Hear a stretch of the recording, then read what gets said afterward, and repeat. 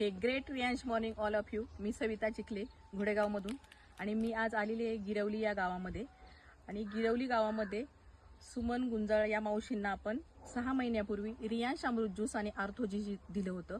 तर त्यांना पहिला काय त्रास होता आणि आता औषधं घेतल्यावर त्यांना काय फरक पडलाय हे आपण त्यांच्याकडूनच ऐकू. ही माझ्या मुलीची मैत्रीण आहे. यांनी मला औषध दिल्यापासून मला चालायला यायला लागलं. मी दुई हातात 2 काठ्या घेऊन चालत होते. याच्यापासून मला फरक पडला. आता मी शेतीत काम करते, कांदा लावायला जाते.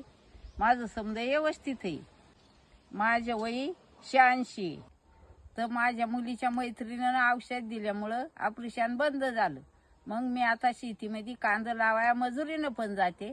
आणि आता पण मी इथं लसूणच खुरपीते. ते इथं शेतीत आल्यात माझा फोटो घ्यायसाठी. आता अमृत ज्यूस आणि आर्थोजीमुळे किती मिरॅकल रिझल्ट आलेला आहे.